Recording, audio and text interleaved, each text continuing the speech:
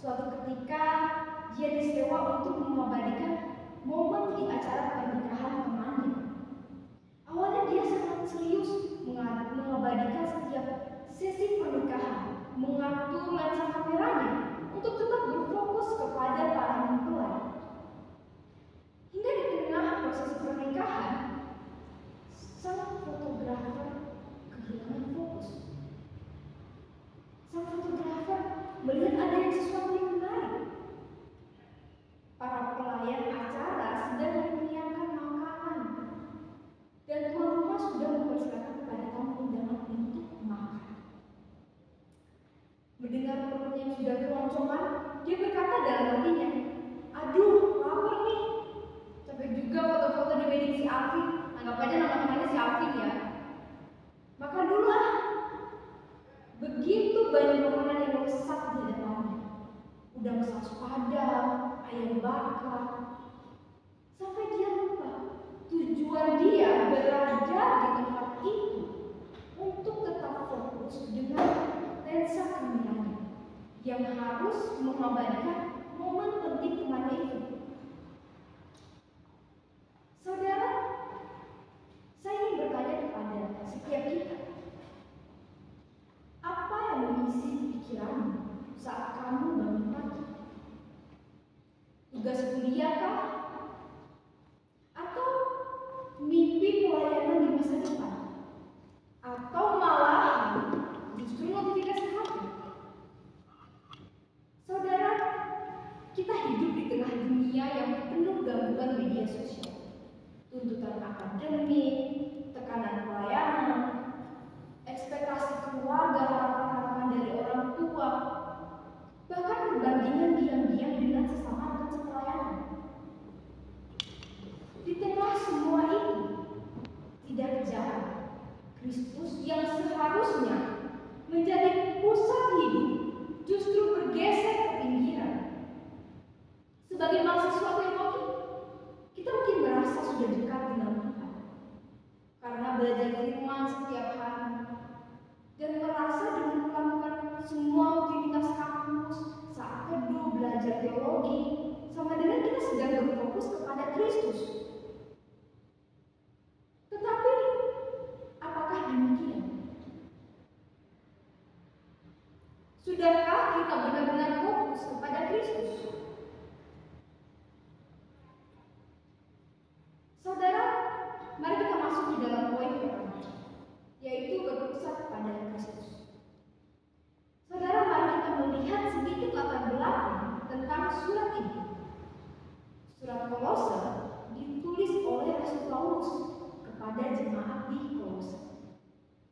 Kolose adalah sebuah kota di Asia Kecil yang sekarang adalah Turki. Dan mengapa Paulus menulis surat ini kepada mereka? Karena pada saat itu jemaat di Kolose mulai kehilangan arah, mulai kehilangan fokus.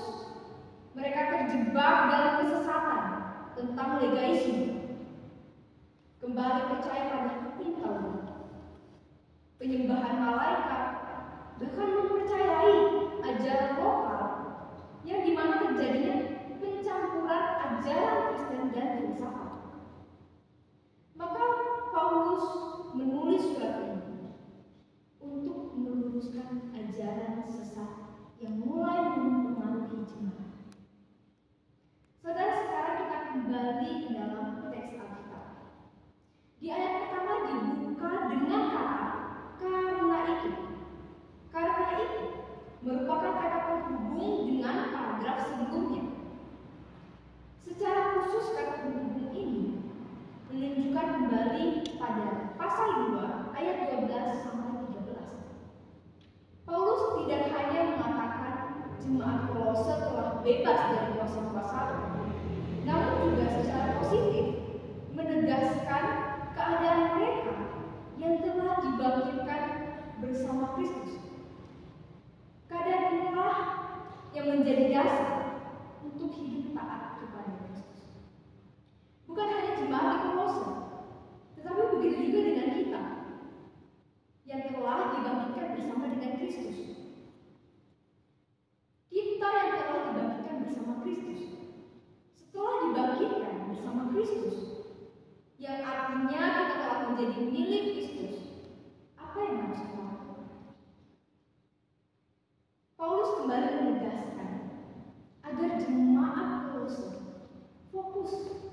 mencari hal-hal yang di atas, di mana Kristus ada.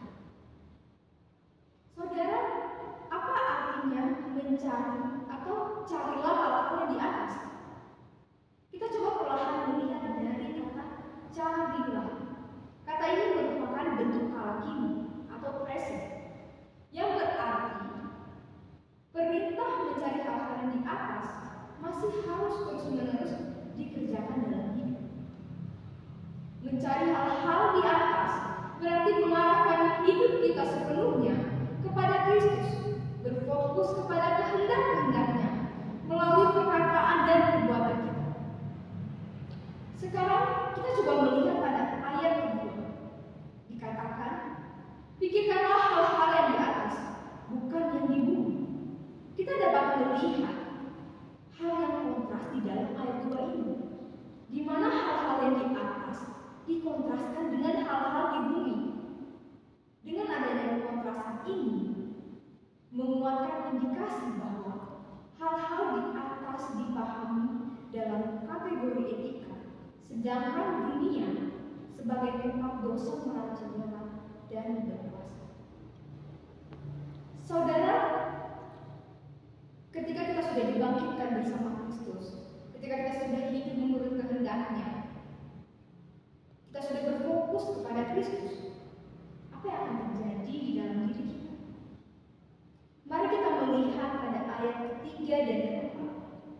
Dikatakan, sebab kamu telah mati dan hidupmu tersembunyi bersama dengan Kristus di dalam Allah. Mati bersama Kristus artinya kita telah mati dengan cara hidup lama kita yang penuh dengan dosa, yang telah dipengaruhi oleh roh-roh dunia dan membawa kita pada perubahan hidup dalam persekutuan dengan Kristus. Istilah kata hidup dalam ayat ketiga menunjukkan pada hidup masa kini,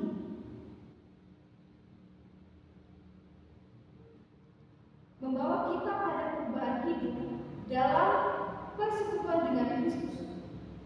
Istilah kata hidup dalam ayat ketiga menunjukkan pada hidup masa kini, sedangkan istilah hidup dalam ayat 4 menunjukkan pada hidup yang akan datang. Artinya, hidup bersama Yesus adalah hidup surgawi yang masih tersembunyi dan sedang menanti penyingkapan pada saat Yesus datang kedua kali. Ungkapan yang disembunyikan merujuk kepada misteri ilahi dan segala harta, hikmat dan pengetahuan yang tersembunyi bagi orang yang belum percaya.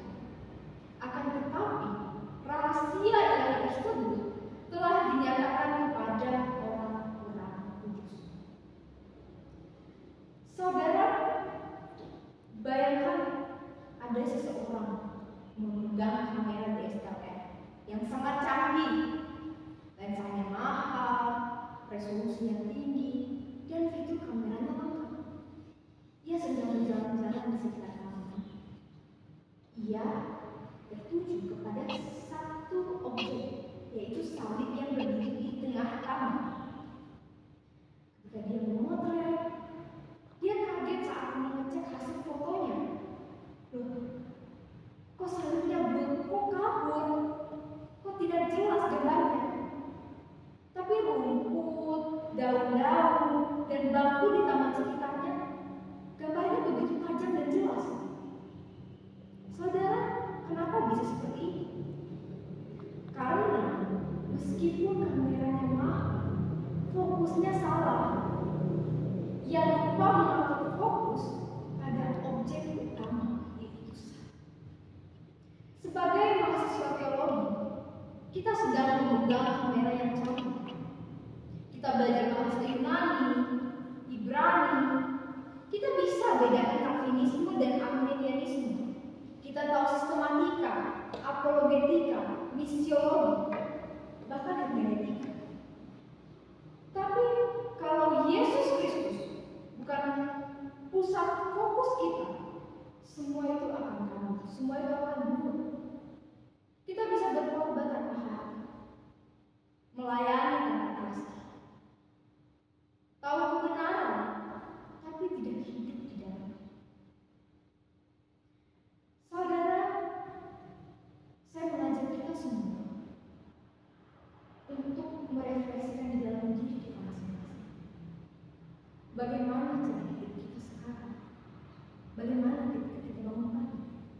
langsung scroll TikTok. Saat jam perpus, bukannya belajar, malah main handphone. Teruslah kali kita berkata kepada diri kita, kenapa ya saya tidak bisa mengerjakan tugas seperti teman-teman yang lain? Kenapa kemampuan saya begitu rendah, berbeda dengan orang-orang? Kenapa begitu berat menjalani panggilan ini? Rasanya ingin mundur saja. Padahal yang menjadi problem utamanya adalah fokus kita yang tidak lagi tertuju kepada Kristus. Seperti seorang fotografer di awal tahun yang akhirnya kehilangan momen berharga karena fokus yang teralihkan. Biarlah firman ini menjadi berkat dalam kehidupan kita setiap hari. Biarlah Roh Kudus memampukan kita untuk kembali fokus kepada Kristus. Renungkanlah di dalam diri kita masing-masing. Tanyakanlah kepada diri kita, sudahkah kita benar-benar fokus kepada Kristus? Amin. Kebenaran firman Tuhan, mari kita berdoa. Ya Tuhan, tadi kami sudah mendengarkan sebagian dari firman. Biarlah firman-Mu pada pagi hari ini dapat menjadi pedoman dalam hidup kami.